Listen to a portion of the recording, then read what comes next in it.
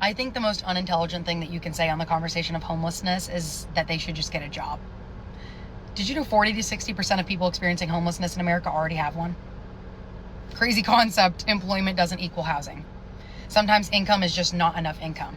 The National Low Income Housing Coalition says there's no state, no metro area, no county in America where a full-time minimum wage worker can afford a 2-bedroom, statistically, at like a fair market rent.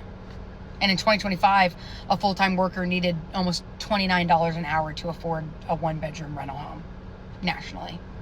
So when someone who's working 40 hours a week still can't afford basic apartments, maybe homelessness isn't about getting a job.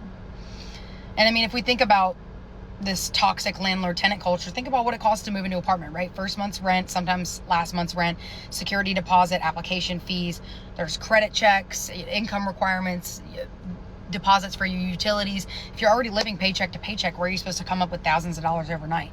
That's the trick to the system. They never want you to stop renting.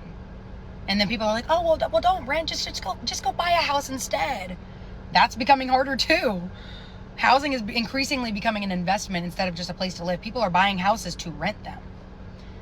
The Joint Center for Housing Studies of Harvard University said investors purchased nearly 31% of all single-family homes sold in the first quarter of 2025.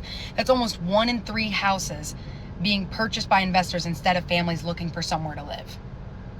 That is insane. So whether it's large corporations buying neighborhoods or individual private landlords owning multiple properties, more homes are being purchased as rental investments instead of owner-occupied homes. Every house that is turned into a rental is one less opportunity for someone to become a homeowner. And that's the trick. Years of paying rent makes it harder to save for a down payment. We live in a society where landlords can own 10 houses, but the people working full-time inside those same communities can't afford one. And that's the main critique of capitalism. Renting is supposed to be temporary. Supposed to be. But when rent is eating your paycheck, you never save enough to escape it. Owning a home has actually been one of the main ways families build wealth in America. But when you own a home, the money that you are spending every month can turn into something you actually own. But when you're renting forever, your money is only building your landlord's wealth instead of yours. And honestly, we can just look back in history and it proves my point. We know that withholding home ownership affects people's poverty levels.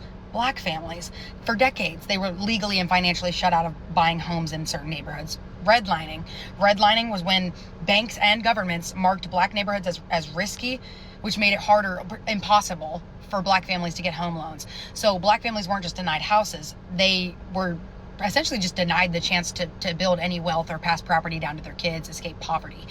That's the reason, one of the reasons, that racial wealth gap still exists today. Today's housing crisis is not the same thing as redlining, but the lesson's absolutely the same. When people are locked out of home ownership, they're locked out of one of the biggest ways that families build stability and wealth and get out of poverty in this country. On top of that, if you didn't know, cities have zoning laws that make it illegal or difficult to build the kind of housing that's actually affordable. So there's restrictions on like building duplexes, triplexes, courtyard apartments, like higher density housing. So on top of all of this, when you're limiting the amount of housing that can be built while the demand keeps growing and homelessness is increasing, the prices are going up. And I think also our distortion, like our distorted image of homelessness is part of the problem. When people hear the word homelessness, they picture someone sitting on a sidewalk asking for change. Nobody's picturing the woman who's sleeping in her car before heading to work, or the guy who has to shower at Planet Fitness before his shift, right? Nobody's thinking about the families that are rotating between all of their relatives' different couches so that they can clock in every single morning and have someone to watch the kids. So the next time someone says, well, why don't homeless people get a job? 40 to 60% of them already do. The problem's not unemployment. Sometimes it's that having a job is no longer enough to guarantee a place to live. The system isn't broken, it's working exactly as it's supposed to, and it's not working for us. Okay?